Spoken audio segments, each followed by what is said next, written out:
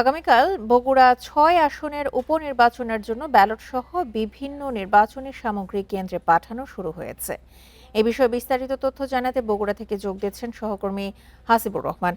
হাসিবুর, বগুড়া ৬ আসনের যে উপনির্বাচনের এখন পর্যন্ত সবশেষ প্রস্তুতি কেমন দেখছেন? নির্বাচনের সরঞ্জাম তো ধীরে ধীরে বিভিন্ন কেন্দ্রে পাঠানোও শুরু হয়েছে। এখন পর্যন্ত সেখানকার সবশেষ কি দেখছেন?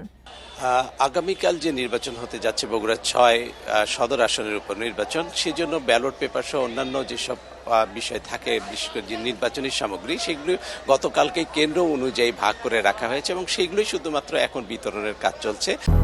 200-র বেশি সার্ভিস ও ফিচারে লেনদেনের সব বিকাশ অ্যাপে সম্ভব।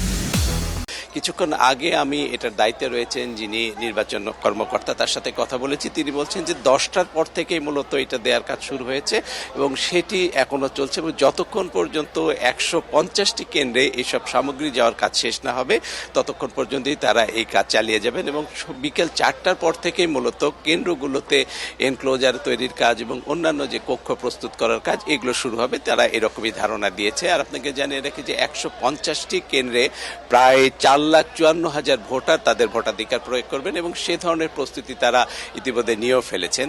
আর কর্মকর্তারা আমাকে এটিও বলেছেন যে প্রত্যেকটি কেন্দ্রের নিরাপত্তার জন্য, বিশেষ করে কেন্দ্রের নিরাপত্তার জন্য 13 জন আনসার সদস্য থাকবেন। এর বাইরে কেন্দ্র অনুযায়ী 5 বা 6 জন করে পুলিশ সদস্য থাকবেন।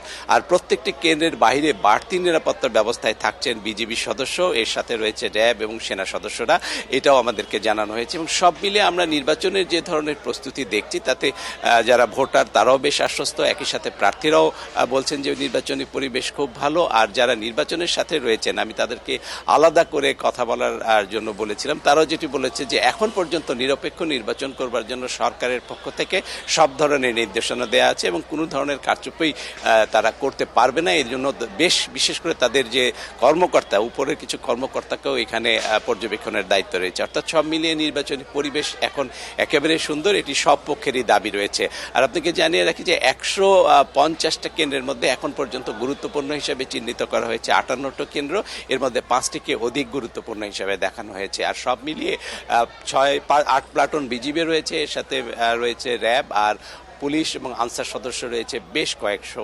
সব মিলিয়ে বলা যায় যে নির্বাচনের যে প্রস্তুতি সেটি বেশ সন্তোষজনক এবং সব মিলিয়ে এখন পর্যন্ত নির্বাচনী পরিবেশ শান্ত রয়েছে। আপনাকে জানিয়ে রাখি যে তারেক রহমান এই আসনটি ছেড়ে দেওয়াতেই বগুড়া 6-এর উপনির্বাচন হচ্ছে। তারেক রহমান এই আসন থেকে 2,16,000-এরও বেশি ভোট পেয়েছিলেন।